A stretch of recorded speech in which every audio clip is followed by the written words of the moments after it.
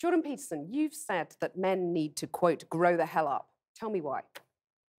Well, because there's nothing uglier than an old infant. There's nothing good about it. People who don't grow up don't find the sort of meaning in their life that sustains them through difficult times, and they're certain to encounter difficult times. And they're left bitter and resentful and without purpose and adrift and hostile and resentful and vengeful and arrogant and deceitful and of no use to themselves and of no use to anyone else and no partner for a woman, and there's nothing in it that's good. So you say, I mean, that sounds pretty bad. You're saying there's a crisis of masculinity? I mean, what do you do about it? You help people understand why it's necessary and important for them to grow up and adopt responsibility. Why that isn't a shake your finger and get your act together sort of thing. Why it's more like a delineation of the kind of destiny that makes life worth living. I've been telling young men, but it's not, I wasn't specifically aiming this message at young men to begin with. It just kind of turned out that way. And it's mostly, you admit, it's mostly men listening. I mean, 90% of your audiences are male, well, it's right? about 80% on YouTube, which is YouTube is a male domain primarily. So it's hard to tell how much of it is because YouTube is male and how much of it is because of what I'm saying. But what I've been telling young men is that there's an actual reason why they need to grow up, which is that they have something to offer, you know, that people have within them this capacity to set the world straight, and that's necessary to manifest in the world, and that also doing so is where you find the meaning that sustains you in life. So what's gone wrong then? Oh God, all sorts of things have gone wrong. I don't think that young men hear words of encouragement. Some of them never in their entire lives, as far as I can tell. That's what they tell me. And the fact that the words that I've been speaking, the YouTube lectures that I've done and put online, for example, have had such a dramatic impact is an indication that young men are starving for this sort of message, because, like, why in the world would they have to derive it from a lecture on YouTube? You know, they're not being taught that it's important to develop yourself.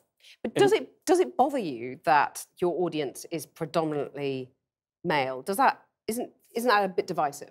No, I don't think so. I mean, it's no more divisive than the fact that YouTube is primarily male and Tumblr is primarily female. Isn't it? Tumblr is primarily female. But you're just saying that's the way it is. Well, I'm not saying anything. It's just an observation that that's the way it is. There's plenty of women that are watching my lectures and coming to my talks and buying my books. It's just that the majority of them happen to be men. What's in it for the women, though? Well, what sort of partner do you want? Do you want an overgrown child? Or do you want someone to contend with that's going to help you and that you can rely on? Women have some sort of duty to sort of help fix the crisis of masculinity? It depends on what they want. No, I mean, it's exactly how I laid it out. Like, women deeply want men who are competent and powerful. And I don't mean power in that they can exert tyrannical control over others. That's not power. That's just corruption. Power is competence. And why in the world would you not want a competent partner? Well, I know why, actually. You can't dominate a competent partner. So if you want domination, want to dominate, is that what you're saying? No, I'd say women who have had their relationships impaired, their relationships with men impaired, and who are afraid of such relationships will settle for a weak partner because they can dominate them. But it's a suboptimal solution. Do you think that's what a lot of women are doing? I think there's a substantial minority of women who do that. And I think it's very bad for them. They're very unhappy. It's very bad for their partners, although the partners get the advantage of not having to take any responsibility. But what gives you the right to say that? I mean, maybe that's how women want their relationships, those women. I mean, you're making these vast generalizations. I'm a clinical psychologist. Right, so you're saying you've done your research and women are unhappy dominating men. I didn't say they were unhappy dominating men. I said it was a bad long-term solution. Okay, you said it was making them miserable. Thing. Yes, it is. And it depends on the time frame. I mean, there's intense pleasure in momentary domination. That's why people do it all the time. But it's no formula for a successful long-term relationship. That's reciprocal, right? Any long-term relationship is reciprocal, virtually by definition. So let me put a quote to you from the book. Well, you say there are whole disciplines in universities forthrightly hostile towards men. These are the areas of study dominated by the postmodern stroke neo-Marxist claim that Western culture in particular is an oppressive structure created by white men to dominate and exclude women. But then I want to put minorities too, dominate and exclude okay, minorities sure. and women. But I want to put to you that here in the UK, for example, let's take that as an example, the gender pay gap stands at just over 9%. You've got women at the BBC recently saying that the broadcaster is illegally paying them less than men to do the same job. You've got only 7 women running the top FTSE 100 companies. Yeah. So it seems to a lot of women that they're still being dominated and excluded, to quote your words back to you. It does seem that way, but multivariate analysis of the pay gap indicate that it doesn't exist. But that's just not true, is it? That's I mean, that absolutely 9% pay gap, that's a gap between median hourly earnings between men and women. But there's that exists. Yeah, but there's multiple reasons for that. One of them is gender, but it's not the only reason. Like if you're a social scientist worth your salt, you never do a univariate analysis. Like you say, well, women in aggregate are paid less than men. Okay, well, then we break it down by age, we break it down by occupation, we break it down by interest, we break it down by personality. But you're saying basically it doesn't matter if women aren't getting to the top because that's what's skewing that gender pay gap, isn't it? You're saying, well, that's just a fact of life. Women aren't necessarily going to get to the top. No, I'm not saying it doesn't matter either. You're saying it's a fact there are multiple reasons for it. Yeah, but those reasons, why should women put up with those reasons? Why should women be content I'm not not saying to that get they to the should top? put up with it. I'm saying that the claim that the wage gap between men and women is only due to sex is wrong, and it is wrong. There's no doubt about that. The multivariate analysis have been done. So well, I can give you an example. You keep on talking about multivariate analysis. Let me give you an example. I'm saying that 9% pay gap exists. Yeah. That's a gap between men and women. I'm not saying why it exists, but it exists. Now, if you're a woman, that seems pretty unfair. You have to say why it exists.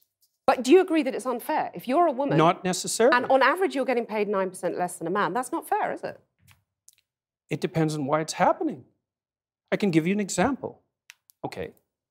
There's a personality trait known as agreeableness. Agreeable people are compassionate and polite.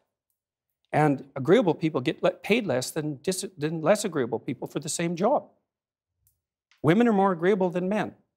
Again, a vast generalization. Some women are not more agreeable than men. Yes, that's true, but that's right. And some women get paid more than men. So you were saying that by and large, women are too agreeable to get the pay rises they deserve. No, I'm saying that that's one component of a multivariate equation that predicts salary. It accounts for maybe 5% of the variance, something like that. So surely you need about another 18 factors, one of which is gender. And there is prejudice, there's no doubt about that, but it accounts for a much smaller proportion of the variance in the pay gap than the radical feminists claim. Okay, so rather than denying the pay gap exists, which is what you did at the beginning of this conversation, shouldn't you say to women, rather than being agreeable and not asking for a pay rise, go and ask for a pay rise? Make yourself disagreeable with your boss. Oh, definitely, there's that. But I also didn't deny it existed. I denied it existed because of gender. Okay. See, because I'm very, very, very careful with my words. So the pay gap exists, you accept that, but you're saying, I mean, the pay gap between men and women exists, but you're saying it's not because of gender, it's because women are too agreeable to ask for pay rises. So it's one of the reasons. Okay, one of the reasons. So why not get them to ask for a pay rise? I've done that many, many times in my career. And they just I've counseled. Oh, they do it all the time. So one of the things that you do as a clinical psychologist is assertiveness training. So you might say, often you treat people for anxiety, you treat them for depression. And maybe the next most common category after that would be assertiveness training. And so I've had many, many women, extraordinarily competent women in my clinical and consulting practice. And we put together strategies for their career development that involve continual pushing, competing for higher wages, and often tripled their wages within a 5-year period, teaching them how to negotiate. Of course. So do you agree that you would be happy if that pay gap was eliminated completely? Because that's all the radical feminists are saying. It would depend on how it was eradicated and how the disappearance of it was measured. And you're saying if it's at the cost of men, that's a problem. Oh, there's all sorts of things that it could be at the cost of. It could even be at the cost of women's own interests. So because you might not be happy if you go to hell. No, because it might interfere with other things that are causing the pay gap that women are choosing to Like do. having babies. Or choosing careers that actually happen to be paid less, which women do a lot of. But why don't women have the right to choose not to have children or the right to choose those demanding They careers? do. They can. Yeah, that's fine. But you're saying that makes them unhappy. Right. I'm saying that, ooh, I'm not saying that. And I actually haven't said that before. You're saying it makes them miserable. No, I at the said that beginning. what was making them miserable was having weak partners. That makes them miserable. I would say that many women around the age, I would say between 28 and 32, have a career family crisis that they have to deal with. And I think that's partly because of the foreshortened time frame that women have to contend with. And women have to get the major pieces of their life put together faster than men, which is also partly why men aren't under so much pressure to grow up. So because for the typical woman, she has to have her career and family in order pretty much by the time she's 35, because otherwise the options start to run out. And so that puts a tremendous amount of stress on the woman, especially at the end of their career. I think I think you feel the idea of the typical women, because, you know, all women are different. And I want to just play a little clip to you for the piece. Well, You they're say, different in some ways and the same in others. okay, you say women become more vulnerable when they have children. Oh, yeah. And you talked in one of your YouTube interviews about crazy, harpy sisters.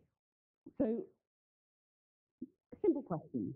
Is gender equality a myth in your view? Or is that something that's just not easy? It depends on what you mean by equality. If you mean men and women, getting the same opportunities. fairly, we could get to a point where people are treated fairly, or more fairly. I mean, people are treated pretty fairly in Western cultural living, but we can. But they're really not, though, are they? Otherwise, why are there only 7 women running FTSE 100 companies in the UK? Why would there still be a pay gap between people? Why are women at the BBC saying they're getting paid illegally less than men to do the same job? That's not fair. The first question, those are complicated questions. Seven women reach 2%. 7 women running the top FTSE 100 companies in the UK. Okay. Well, I mean, the first that's not question might be, why would you want to do that? Or why would a man want to do it? There's a certain number of men, although not that many, who are perfectly willing to sacrifice virtually all of their life to the pursuit of a high-end career. So they work, these are men that are very intelligent, they're usually very conscientious, they're very driven, they're very high energy, they're very healthy, and they're willing to work 70 or 80 hours a week, non-stop, specialized at one thing to get to the top. You think women are just neutral. They don't want that, it's not a nice one. I'm saying that's part of it, definitely. And so I work. You don't think there are barriers in their way that prevent them getting to the top of their Some company? barriers, yeah, like men, for example. I mean, to get to the top of any organization is an incredibly competitive enterprise. And the men that you're competing with are simply not going to roll over and say, please take the position. You come back to my Absolutely question. out working. Is gender equality a myth? I don't know what you mean by the question. Men and women aren't the same, and they won't be the same. That doesn't mean they can't be treated fairly. Is gender equality desirable? If it means equality of outcome, then almost certainly it's undesirable. That's already been demonstrated in Scandinavia. Because in You Scandinavia, know that equality of outcome is undesirable. well, men and women will sort themselves in the same category if you leave them alone to do it on their own accord. We've already seen that in Scandinavia. It's 20 to 1 female nurses to male, something like that. It might not be quite that extreme, and approximately the same male engineers to female engineers.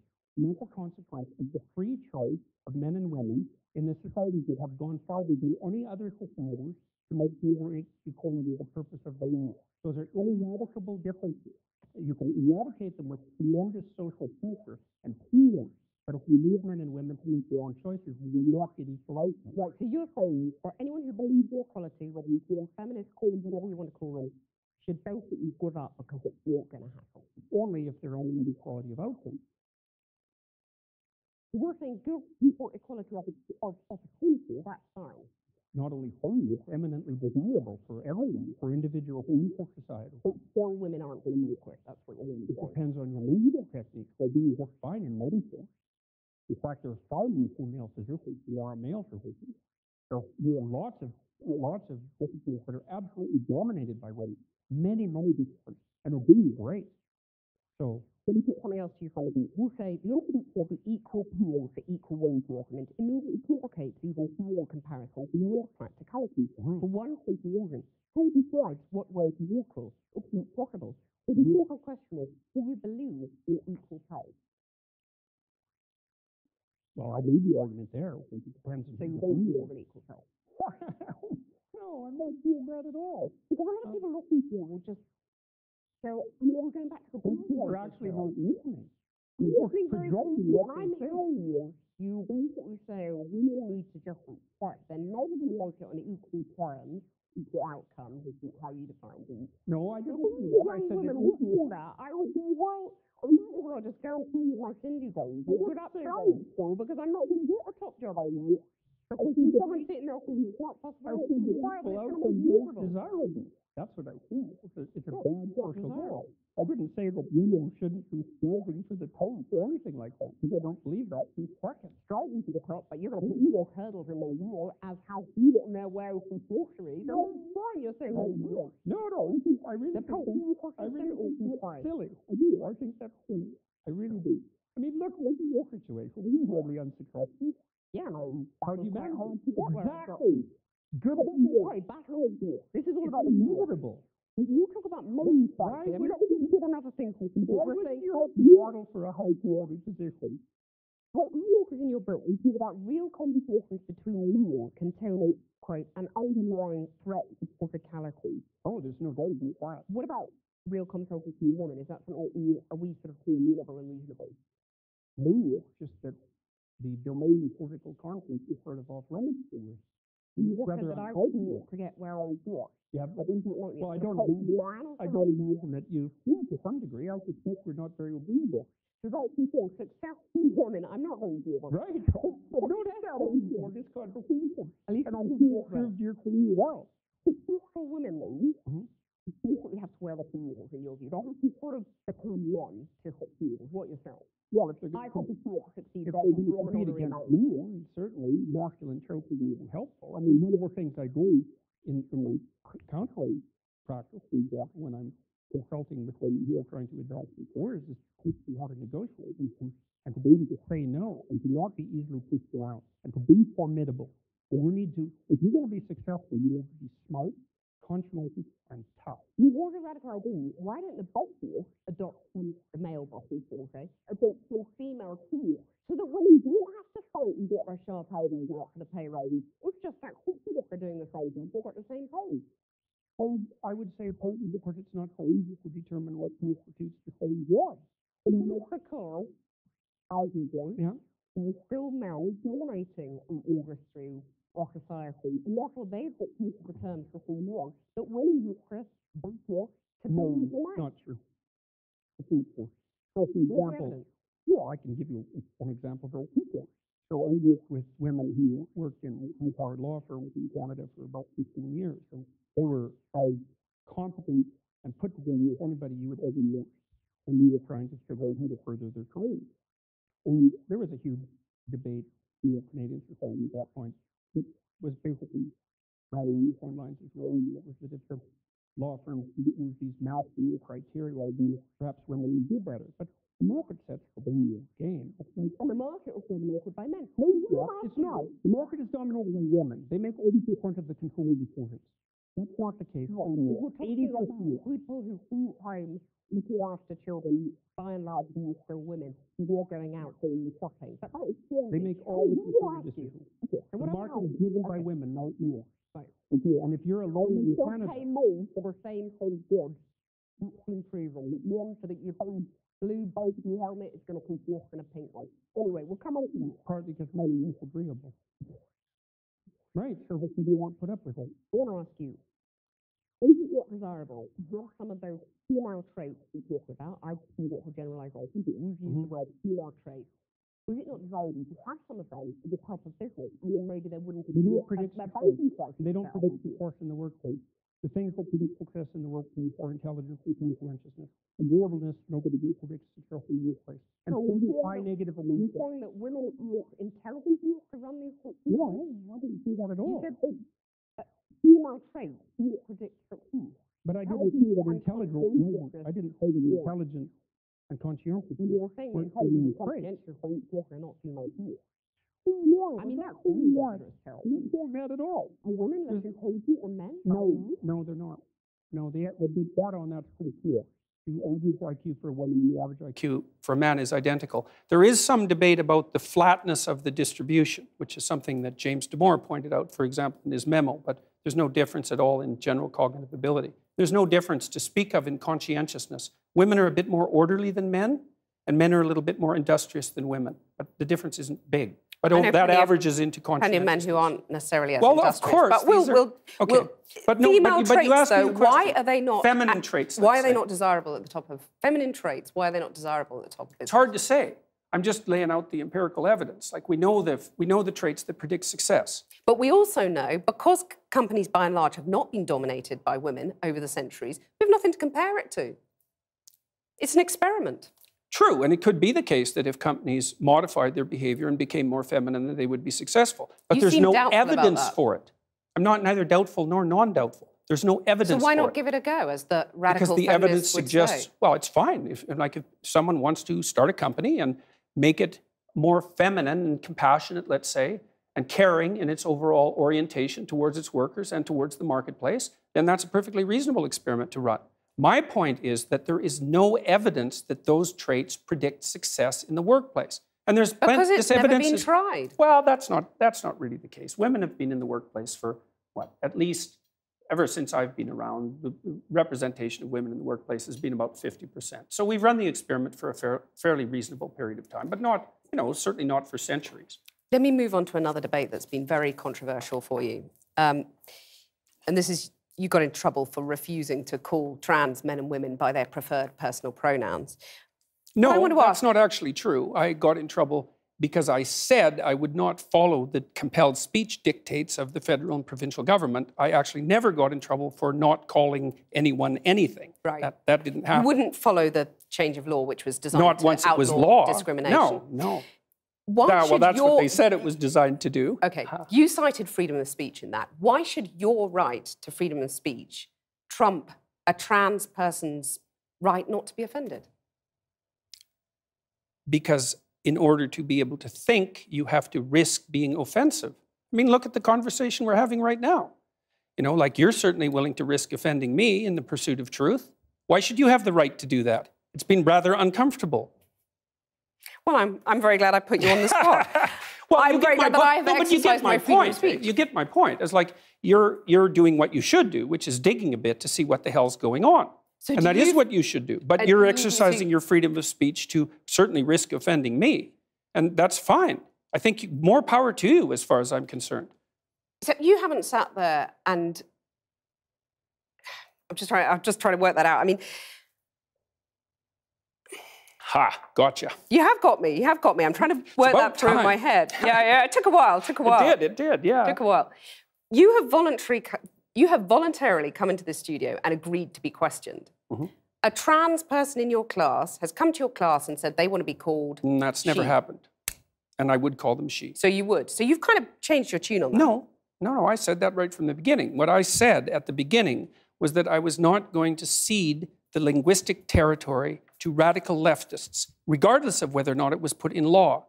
That's what I said. And then the people who came after me said, oh, you must be transphobic and you'd mistreat a student in your class. It's like, I never mistreated a student in my class. I'm not transphobic, and that isn't what I said. Well, except you've also called trans campaigners authoritarian, haven't you? I mean, isn't that grossly... Well, only in the insensitive? broader context of my claims that radical leftist ideologues are authoritarian, Yes, which but they are. You're saying someone who's trying to work out their gender identity, who may well have struggled with that, had quite a No tough doubt time have over the struggled years. with it, yeah. You're comparing them with, Chairman Mao, who No, just the saw the activists. deaths of millions of people. Well, Just the even if the activists. activists, they're trans people too. They have a right to say these things. Yeah, but they don't have Isn't a it right to grossly speak for their whole insensitive community. To compare them to Chairman Mao or, Pinochet, Augusto Pinochet. I mean, this is grossly insensitive. Isn't I it? didn't compare them to Pinochet.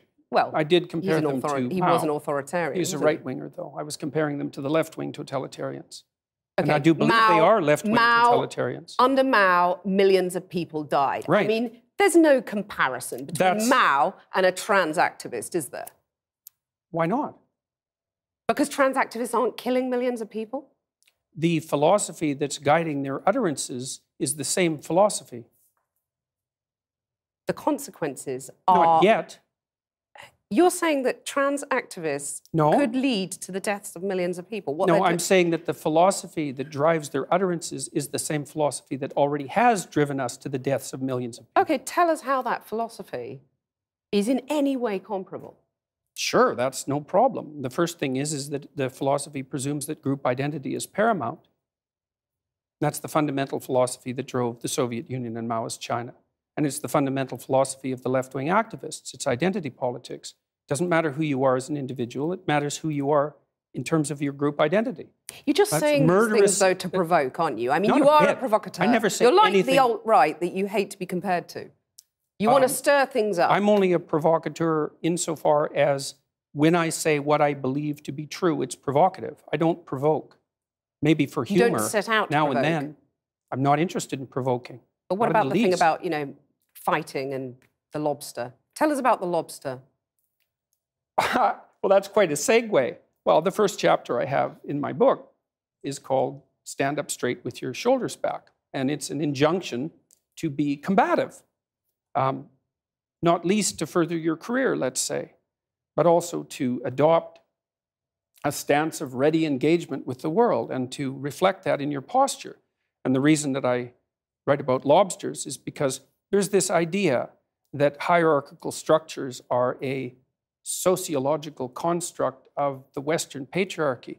And that is so untrue that it's almost unbelievable. And I use the lobster as an example because the lobster, we divulged from lobsters in evolutionary history about 350 million years ago, common ancestor. And lobsters exist in hierarchies, and they have a nervous system attuned to the hierarchy. And that nervous system runs on serotonin, just like our nervous systems do. And the nervous system of the lobster and of the human being is so similar that antidepressants work on lobsters. And it's part of my attempt to demonstrate that the idea of hierarchy has absolutely nothing to do with sociocultural construction, which it doesn't. Let me just get this straight. You're saying that we should organise our societies along the lines of the lobsters? I'm saying that it's inevitable that there will be continuity in the way that animals and human beings organize their structures. It's absolutely inevitable. And there is 1/3 of a billion years of evolutionary history behind that. Right? That's so long that 1/3 of a billion years ago, there weren't even trees. It's a long time. You have a mechanism in your brain that runs on serotonin that's similar to the lobster mechanism that tracks your status. And the higher your status, the better your emotions are regulated. So as your serotonin levels increase, you feel more positive emotion and less negative emotion. So you're saying, like the lobsters, we're hardwired as men and women to do certain things, to sort of run along tram lines, and there's nothing we can do about it? No, I'm not saying there's nothing we can do about it, because it's like in a chess game, right? There's lots of things that you can do, although you can't break the rules of the chess game and continue to play chess. And your biological nature is somewhat like that, is it sets the rules of the game, but within those rules you have a lot of leeway. But the idea that, one thing we can't do is say that hierarchical organization is a consequence of the capitalist patriarchy. It's like, that's patently absurd. It's wrong. It's not a matter of opinion. It's seriously wrong. Aren't you just whipping people up into a state of anger? And Not at all. divisions between men and women, you're stirring people up. You know, you have any critics of you online get absolutely lambasted by your followers. You've And got to by call me, them off, haven't generally. you? Sorry, your critics get lambasted by you. I mean, If isn't they're that academics, irresponsible? not at all. If an academic is going to come Okay. after me and tell me that I'm not qualified and that I don't know what I'm talking about, So like, you're it's not going to say seriously to your not the followers same. now, quit the abuse, quit the anger? Well, we'd need some substantial examples of the abuse and the anger before I could detail that question. There's a lot of it out there. Let's take a more general perspective on that. So I've had 25,000 letters since June, something like that, from people who told me that I've brought them back from the brink of destruction. And so I'm perfectly willing to put that up against the rather vague accusations that my followers are making the lives of people that I've targeted miserable. Jordan Peterson, thank you. My pleasure. Nice talking with you.